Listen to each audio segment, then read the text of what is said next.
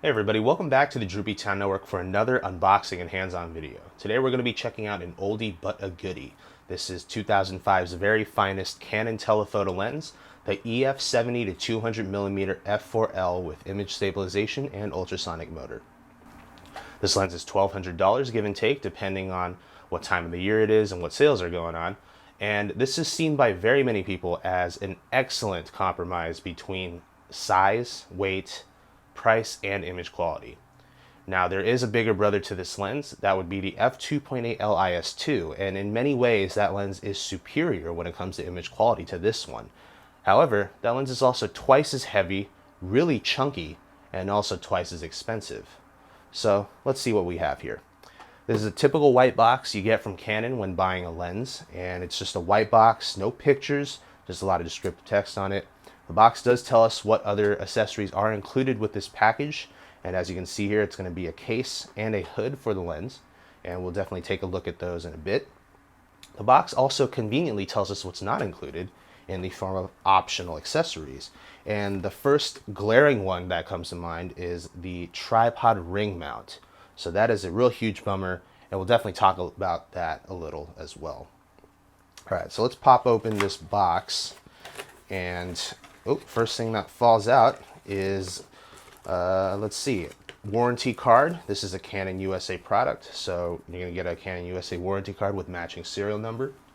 And then there is a CD-ROM with a digital copy of the manual on here. So I guess Canon has elected to not print out booklets anymore, although there is some documentation behind it. This is probably a quick start guide teaching you how to mount the lens or something. But to be frank, if you don't know how to mount a lens on a camera, you probably shouldn't be buying this lens anyway. So that's that. Next thing that's going to come out is the lens case. So calling this a case is kind of an overstatement, really. It's, I think, a more appropriate description for this thing is a lens pouch. And as you can see, this is just not a very impressive lens case at all. As I expanded here, it's just leatherette, and really there's no padding or anything whatsoever to this. This is not protective in any way other than just protecting your lens from dust and scratches. It's basically secured with a drawstring.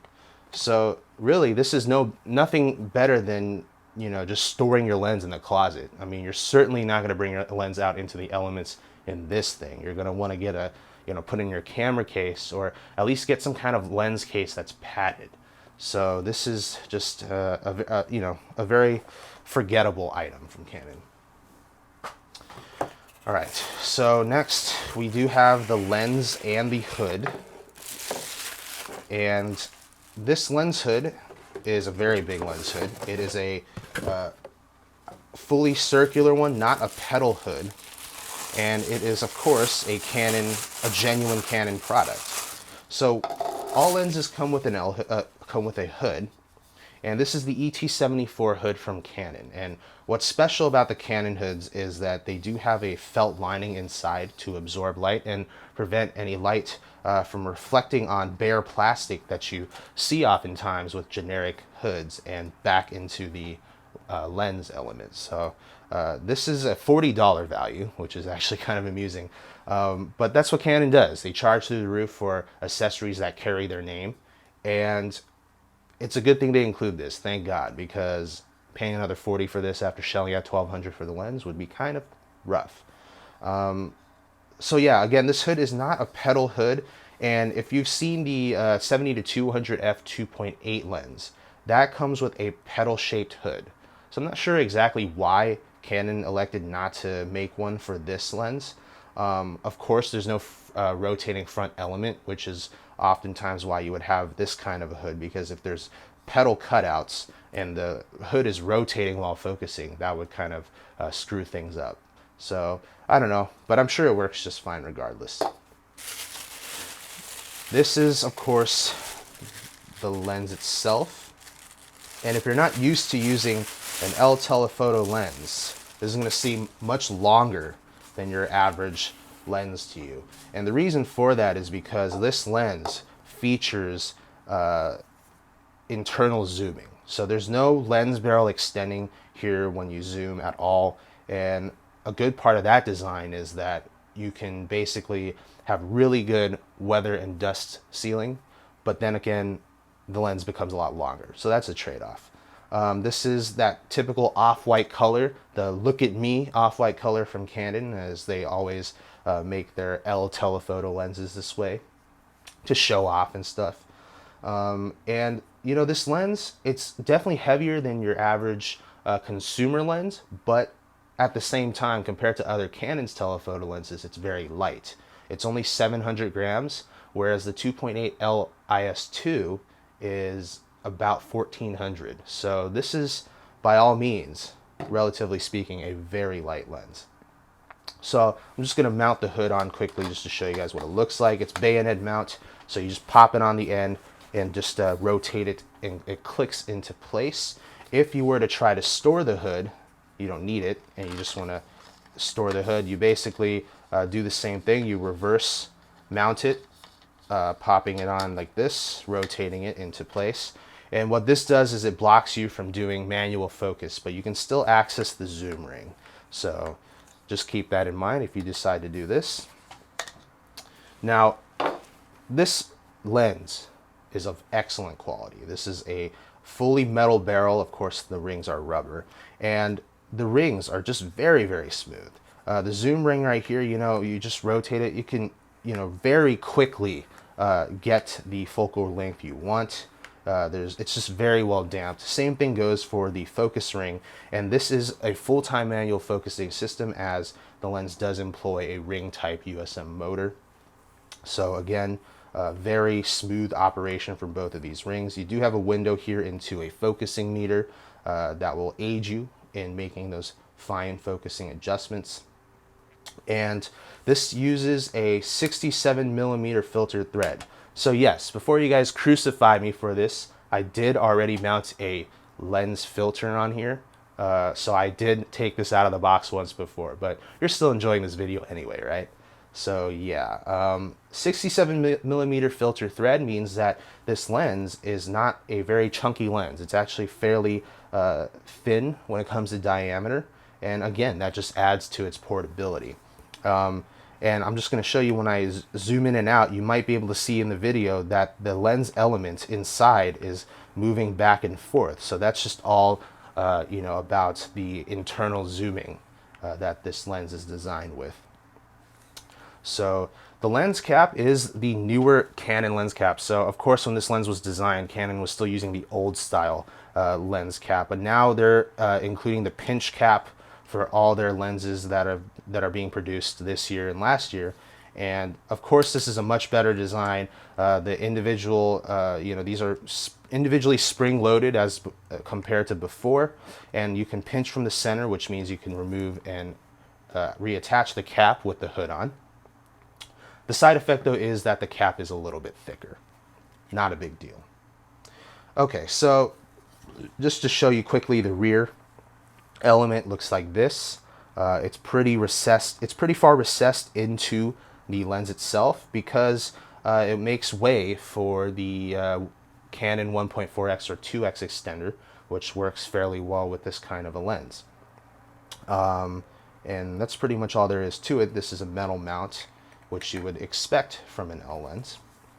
There are 4 switches on this lens. The first one here controls your focusing range. So if you know for sure you're not going to be taking a picture of something that's closer than 3 meters, you want to flick it to this setting, which means that the focusing motor does not have to search as large a range. You basically start at 3 and go to infinity. So the result of that is your focusing will be much faster.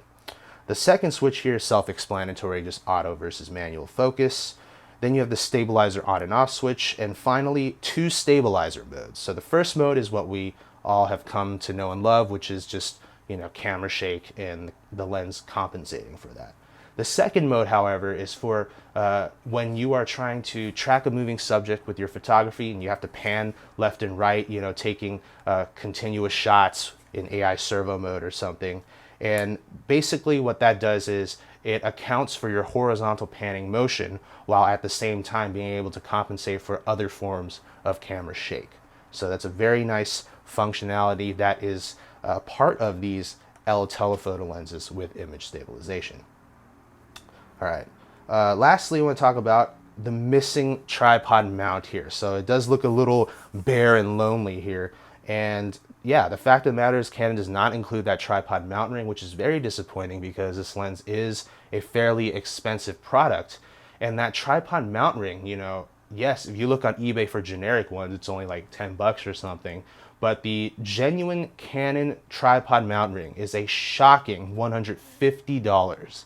That's right, guys. That's not an exaggeration on my part. And, you know, that's not one of those MSRPs that no one ever charges. If you look everywhere, that's exactly what the ring is priced at. And it's insane because that is nothing more than a metal ring with a screw on it. So, yeah, it sucks. And as I'll show you later, the weight balance is definitely off if you don't utilize the tripod mount ring to mount this lens and camera on a tripod. So the 2.8L IS2 does come with the tripod ring, and that's, I guess, value you have to take into consideration when you're trying to decide whether or not it's worth paying the premium. That lens does cost around $2,400, so it is roughly twice the price of this one. But, you know, coming with the ring, coming with a improved lens case or superior lens case, you know, you may factor that into the cost. So this is what the lens looks like when it is mounted onto a camera. And no, the irony is not lost on me that this is a fairly expensive lens mounted onto the cheapest and smallest of Canon's SLR bodies. So this is the Rebel SL1 here. But despite its small size, it actually doesn't look all too disproportionate with the lens, because remember, the lens is only 67 millimeters in diameter. So looks wise, it's all right, but weight wise is a different story. The distribution's a little out of whack. The SL1 is a very light body, so when you handhold this combination, it's a very front heavy solution. So handholding is not going to be an optimum experience. But this tripod, though, is holding up just fine. This is a $40 Dolica tripod, not the best thing in the world, but its ball head is strong enough to keep this thing steady. No sagging or wobbling, at least in this indoor environment. I took this setup to a local short mountain last night, and the winds were picking up. I tried to do long exposure shots, and, well, suffice it to say, it was pretty terrible. There's a lot of wobbling going on. It wasn't worth a damn, this setup. So you're going to have to either spend more for a better tripod than what I have, or get that tripod ring. I'll be damned if I spend $150 on one of those, so I'll have to figure out something. But a ring is probably best to make sure the weight distribution is even. And of course, no hands-on video would be complete without demonstrating just how impressive this lens looks with the hood mounted on. That's right, guys, check out this giant photo phallus. This is the tool of your dreams to enhance your photographic manhood. Just imagine you being the envy of all those photographers that you're sharing a photo shoot with. Except for that guy with the giant 2.8, but you know, he just belongs in a circus anyways. It's not about girth, it's simply about length, and this setup definitely has it. Delicious photo phallus, yeah.